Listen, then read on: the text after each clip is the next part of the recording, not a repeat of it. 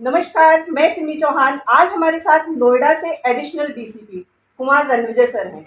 आइए इनसे जानते हैं कि ये बिहार के छोटे से गांव से उठकर अपनी मेहनत और काबिलियत के बल पर आज नोएडा की कमान संभाल रहे हैं। नमस्कार सर, बहुत बहुत स्वागत है आपका। सर, मैंने जो आपके बारे में सुना है या पढ़ा है, तो उससे आपने बताया था एक बार कि आप चंपारण से हैं। तो सर, ये जज्बा आपका पहले से था या कैसे आपकी जर्नी स्टार्ट हुई इतने छोटे से गांव से और आप आज नोएडा की पूरी कमान संभाल रहे हैं? देखिए, आपने सही फरमाया।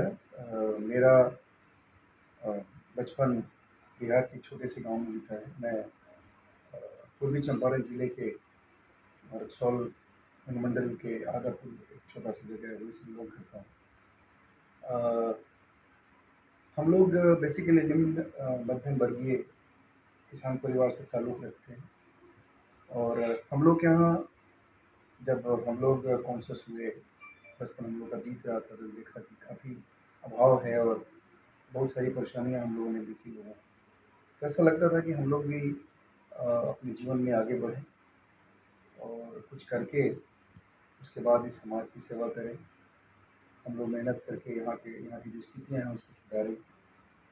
तो ये सब बचपन की सोच थी और उसके बाद उसी को लेकर के आगे बढ़े। अ, मैं ज़रूर कहूँगा कि प्रारंभिक शिक्षा जो हम लोग के गाँव में थी या वहाँ के आस-पास के कस्बों में थी, उस समय काफ़ी ऐसे लोग हुआ करते थे, टीचर्स वगैरह जो काफ़ी डेडिकेटेड थे और सब लोगों ने ज्ञान के साथ-साथ संस्कार भी दिए। उससे आगे बढ़ते हुए हम लोग अपने डिस्ट्रिक्ट लेवल पे पहुँचे और वहाँ पे जो कॉलेजेस वगैरह थे वहाँ से शिक्षा प्राप्त की। उसके बाद हमारी वहाँ पे जो एक हमारा ग्रुप था, वो हम सब लोग मिल कर के वहाँ से दिल्ली विश्वविद्यालय दिल्ली पढ़ने आए। और वहाँ से आप कह सकते हैं कि पूरे हमारे एक शैक्षणिक जीवन में एक चेंज आया। मैं दिल्ली विश्वविद्यालय ज्वाइन किया वहाँ पे। सर, यहाँ मैं आपको रोकना चाहूंगी। आपने एक बार जिक्र किया था कि जब आप दिल्ली आए थे तो आपने कुछ दिन गैराज में भी गुजारे थे। देखिए, उस समय ये कहानी थी कि हम लोग 4-5 मित्र वहाँ से आए थे और आने के बाद रहने के लिए जगह नहीं था हम लोगों को। तो हम लोग उस समय हमारे यहाँ के जो एमपी साहब थे, उनके यहाँ भी हम लोग गए रहने। तो वहाँ पे जब उन्होंने रहने का प्रयास किया तो काफ़ी जगह काफ़ी लोग थे वहाँ। तो एक गैराज का स्पेस था जो खाली पड़ा हुआ था। तो फॉर सम टाइम हम लोगों ने अपने सारे हम लोगों की व्यवस्था उसी गैराज में ही करा दी गई। हालाँकि बाकी खाने-पीने की व्यवस्था वहाँ हो गई थी। और उसके बाद हम लोग वहाँ पे रह कर के और फिर बाकी अपने एडमिशन्स के लिए प्रयास किए। फिर हम लोगों में से कुछ लोगों का एडमिशन दिल्ली विश्वविद्यालय में हुआ। तो उसमें थोड़ा-सा मैं फॉर्च्यूनेट रहा कि मुझे हॉस्टल मिल गया।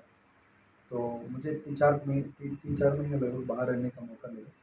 तो उसके बाद मैं विश्वविद्यालय के एक बहुत ही प्रतिष्ठित हॉस्टल है जिसका नाम रॉयल हॉल है। मुझे वहाँ जगह मिल गई और फिर मैंने अपनी जीवन यात्रा की जो बाकी का जो शैक्षणिक जीवन था मेरा वहाँ गुजरा। काफ़ी अच्छा माहौल था वहाँ पे। सिविल सर्विसेज की तैयारी में काफ़ी लोग लगे रहते थे वहाँ पे, काफ़ी लोग तैयारी कर रहे थे। वहाँ पे अच्छा एक गाइडेंस मिला, हमारे सीनियर्स का गाइडेंस मिला। हर साल सिविल सर्विस में अच्छे रिजल्ट्स आते थे। तो उससे इंस्पायर होकर के हमने भी अपनी तैयारी शुरू करी। और मुझे लगता है कि मेरे अपने उस परिवार का, उस मिट्टी का, वहाँ के हमारे बुज़ुर्गों का, हमारे अपने माता-पिता का, हमारे चाचा जी, इन सब लोगों का आशीर्वाद रहा। बाकी आप बहुत सारे शुभचिंतक लोग थे। सब लोगों की शुभकामनाएँ साथ में थी और हम लोग आज यहाँ पे पहुँचे हुए हैं। ये काफ़ी संघर्षमय जीवन यात्रा थी, लेकिन ये ज़रूर है कि ऐसा लगता था कि जीवन में अगर कुछ करना है तो आपको संघर्ष तो झेलना ही पड़ेगा। और उसके बाद यहाँ पे हैं पहले मैं राजस्थान प्रशासनिक सेवा में ज्वाइन किया। लगभग 2 साल की नौकरी वहाँ की। उसके बाद वहाँ से मैं सीधे अपने बिहार स्टेट में बिहार प्रशासनिक सेवा में गया। वहाँ पे भी मैं 10 महीने के आसपास रहा, लेकिन कुछ परिस्थितियाँ थी जिसके चलते मुझे फिर उत्तर प्रदेश आना पड़ा और यूपी में मैंने पुलिस सेवा ज्वाइन की। बस 2004 से मैं यहाँ पे कार्यरत हूँ। लगभग 18 साल का टाइम हो गया। विभिन्न जगहों पे मैंने काम किया। हमेशा जो परेशानियाँ हम लोगों ने ग्रामीण स्तर से लेकर के और लोगों को देखा है, जो ग्रामीण जीवन में लोगों की परेशानियाँ होती थी, छोटे-छोटे जगहों पे लोगों की जो परेशानियाँ थी, वो सब हम लोगों के ज़हन में है, मन मस्तिष्क में पूरी तरह से ग्राउंडेड है। जब भी जहाँ मौका मिला लोगों की सेवाएँ की। प्रयास ये सर, हुआ। आपने लास्ट टाइम कोविड में एक प्रेग्नेंट लेडी की डिलीवरी में हेल्प की थी कि उसको शायद उसके हस्बैंड को आपने यहाँ से भेजा था। तो जी, उसने अपने बच्चे का नाम आपके नाम पे जी, रखा था। जी। क्या बात क्या था ये उनकी? बेसिकली 2020 में जो कोविड का फर्स्ट फेज़ जी, था, उस समय अचानक जब कोविड का अनाउंसमेंट हुआ या इस पैंडेमिक लेकर के एक बड़ा एक क्राइसिस टाइम क्रिएट हुआ। जी, उस समय लोग जहाँ भी था वहीं फँस गया था। दिल्ली में एक महिला थी, उनके बारे में सूचना मिली, उनके पति स्टक थे, उन्हें कोई नहीं था। तो वो प्रेग्नेंट थी, सिस्टर प्रेगनेंसी। उनके बारे में जो सूचना मिली तो उनके हस्बैंड को ट्रेस करना बड़ा मुश्किल था। लेकिन हम लोग मेरे बड़े सघन से वो ट्रेस हुए, करने के बाद उनको हमने यहाँ से भेजा। भेजने के बाद वो दोनों काफ़ी खुश थे और उन लोगों ने अपने को एक बेटा हुआ। उसके बाद बेटे का नाम उन्होंने हमारे नाम पे रखा है।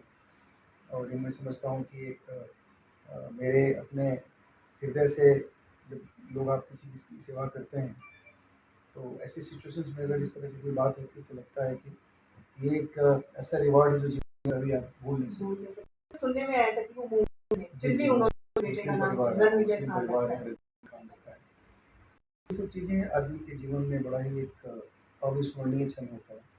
लेकिन उसके बाद भी, उसके पहले भी हमने हमेशा ये कोशिश की कि हर आदमी को न्याय मिले। हम लोग के स्तर से जितना नियमानुसार सही तरीके से किसी को हेल्प की जा सकती है तो ज़रूर की जाए।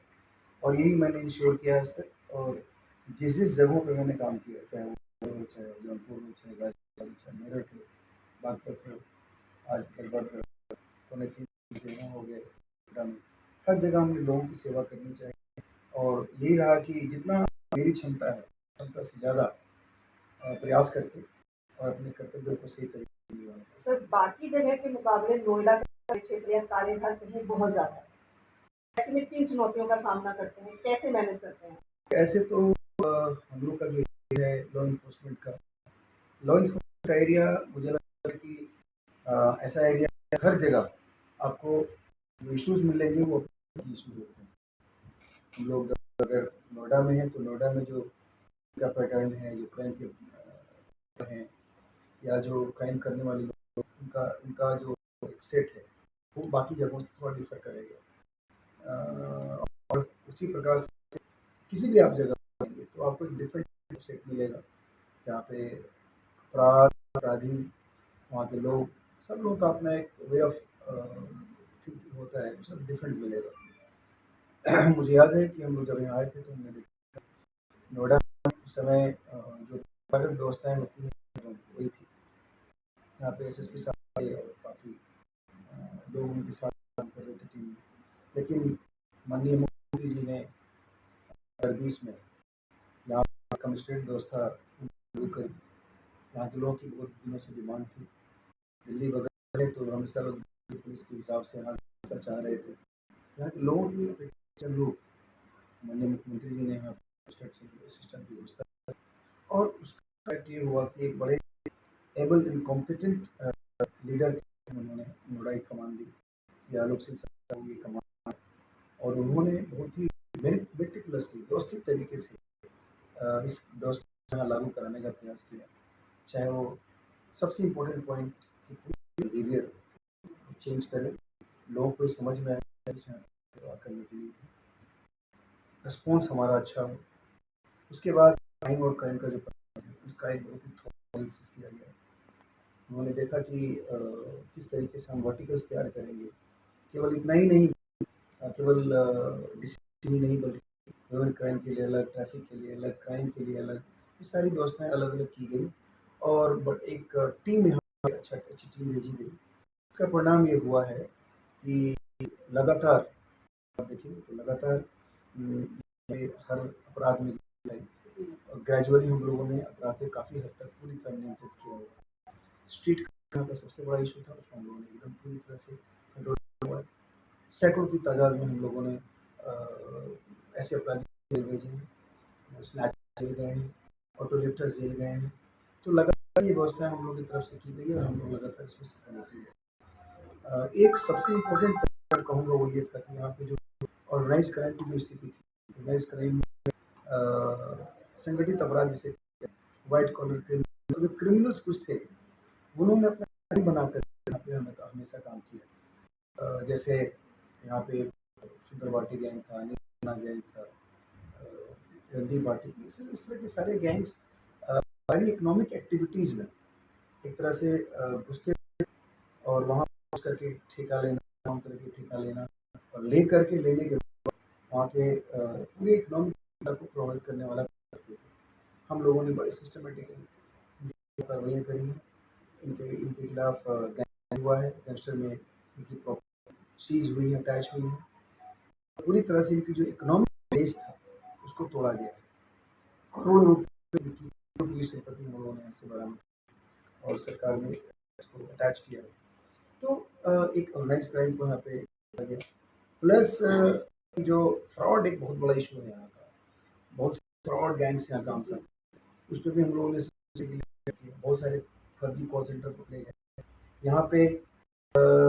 मैं समझता हूँ कि नौकरी के नाम पे, लोन के नाम पे, सपोर्ट के नाम पे, तमाम नाम से यहाँ पे बहुत सारे ऐसे ऑफिस खोल के बैठे थे लोग जो बाहर के लोगों को ले और उनसे फौजरी करते थे। आजकल आप देख रहे हैं कि क्राइम बहुत ज़्यादा हो रहा है, नोएडा में काफ़ी लोग इसके विक्टिम हैं।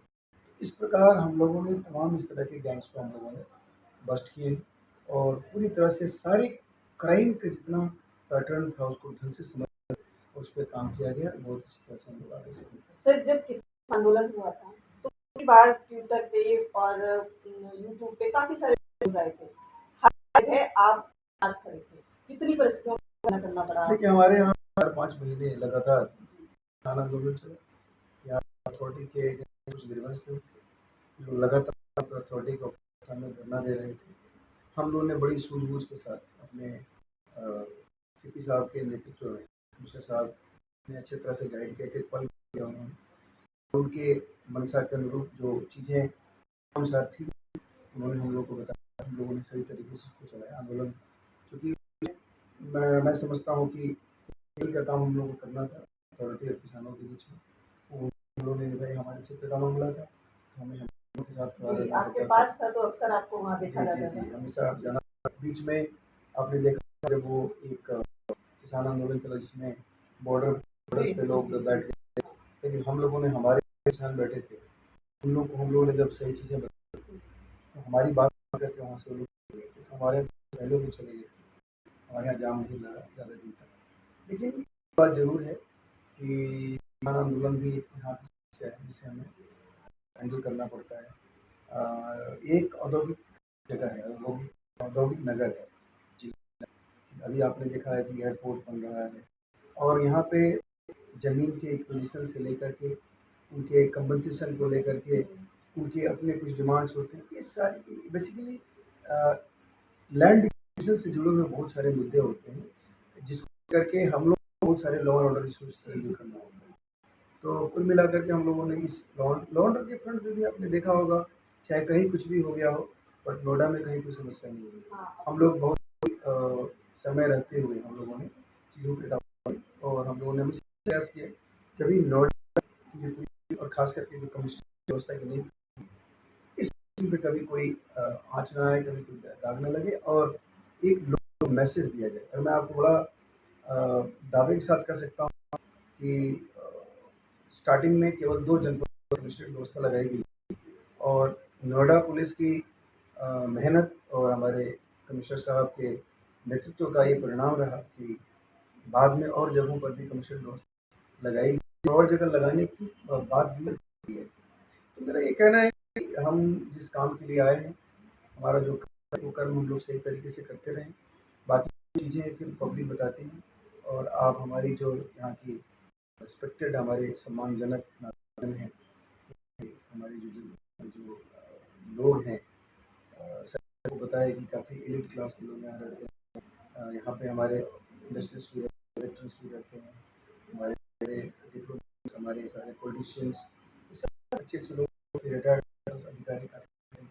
तो इन सभी लोगों ने एक व्यू ज़रूर दिया लोगों को कि यहाँ पे एक्चुअल चेंज आया है, नोएडा की पुलिसिंग में काफ़ी चेंज आया है और हमें लगता है कि हम लोग काफ़ी मेहनत अपने कर्तव्य को निभा रहे हैं। अपेक्षा ये रहती है कि लोग यहाँ के खुश रहें, सुरक्षित रहें। Safe feel.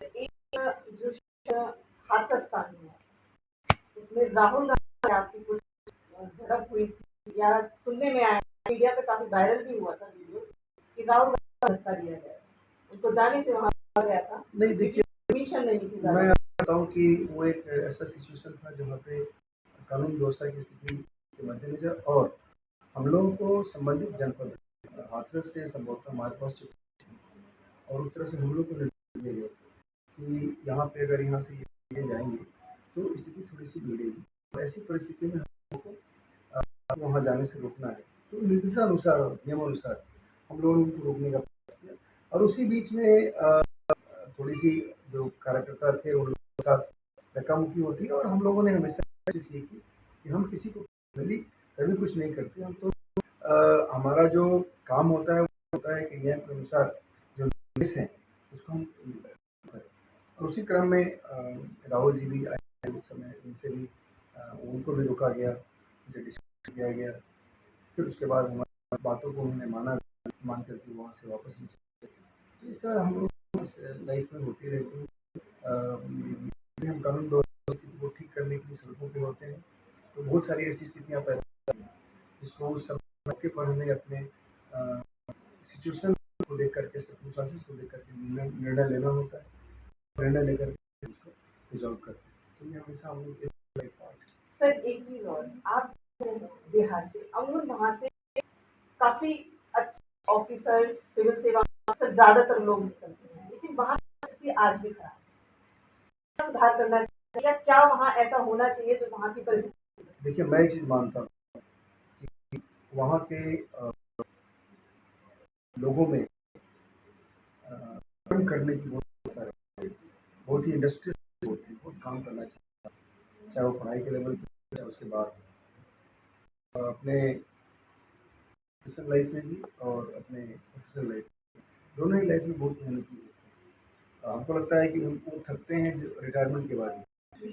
तो एक तो है कि हमारे यहाँ कल्चर है पढ़ाई का, शिक्षा में भी अगर आप देखें हर गाँव में चाहिए, हम में तो बिजली की व्यवस्था थी, सड़कें नहीं थी गाँव, लेकिन बहुत सुधार हुआ, बहुत अच्छी हुई। अभी भी आप जाएंगे गाँव में तो सभी दरवाजे पे साफ बच्चे पढ़ते मिलेंगे। गार्जियन बेशक उनका इकोनॉमिक स्टेटस उतना अच्छा ना हो, लेकिन लोग अपने बच्चों को आगे बढ़ाना चाहते हैं। आप चले जाइए सारे देश के प्रतिष्ठित यूनिवर्सिटीज़ में, कॉलेजेस में आपको बिहार के लड़के काफ़ी मिलेंगे। वो केवल ये है कि एक पढ़ाई की मैं तो यहाँ तक जानता हूँ कि परिवार में लोग अपने बच्चों को लेकर कोचिंग के लिए में बैठ जाते हैं, में पहुँच जाते हैं और लेडीज़ घर की खास करके वहाँ बैठ के बच्चों को पढ़ाती हैं साल 2 साल। तो ये एक समझता हूँ कि एक कल्चर है वहाँ का और इसीलिए आप भी यूपीएससी का सर वही अभी और मैं समझता हूँ कि शायद जनपद हो, शायद ही कोई जनपद बिहार का हो जहाँ से कोई क्वालिफाई ना किया हो। एक जनपद के बच्चे भी क्वालिफाई किए। मेरे जनपद का ही लड़का है, वो 11th रैंक होल्डर है। तो इस तरह से हमारे यहाँ एक कल्चर है और मैं समझता हूँ संस्कार करता है वहाँ के बच्चे पढ़ने शुरू करते हैं, उनके दिमाग में लगता है। अच्छा ये भी होता है कि जैसे आस में लोगों को देख कर के मोटिवेट होना होता है। हमारे बगल के गांव के ही हम लोग के ज़माने में भी कुछ लोग सीनियर आई एस थे, IPS थे। हमारे रिलेटिव भी बहुत सीनियर IPS अभी संभवतः DGP उड़ीसा थे होने वाले। तो इस तरीके से लोग आगे बढ़ देख के भी कहते हैं उसका एक आता है, तो वही चेन इफेक्ट था हम लोग के ऊपर। लोग आज भी हम लोग जैसे से क्वालिफाई करते हैं तो हमारे गांव के बच्चे पढ़ के और मेहनत करते हैं, उसमें से हमने देखा है कि 2-4 लड़के बड़े वेल सेटल्ड, उसमें काफ़ी लड़के आए। तो इस तरीके से होता है कि एक कल्चर आपने डेवलप किया तो उस कल्चर को बाद में भी लोग फॉलो करते हैं। लेकिन सर परिस्थितियाँ वहाँ की आज भी बनी हैं। देखिए परिस्थितियाँ नहीं हैं, लेकिन मैं ज़रूर कहूँगा कि सारे लोग तो वहाँ से जाते हैं, निकल के दूसरे जगहों में, देश के दूसरे कोने में जाके सेवाएं देते हैं, वहाँ की चीज़ों को ठीक है। अगर आप देखें तो बिहार के अधिकारी अन्य प्रदेशों में जाकर काफ़ी अच्छा काम कर रहे हैं, लेकिन वहाँ जाने का मौका नहीं मिलता और जो लोग वहाँ के कार्य होते हैं उनको लगता है कि वहाँ की स्थितियाँ हैं उससे ज़्यादा प्रभावित हो जाती हैं। लेकिन अभी चीज़ें ठीक हो रही और समझता हूँ कि वाले समय में बिहार का भविष्य बहुत अच्छा है। धन्यवाद सर। देखते रहिए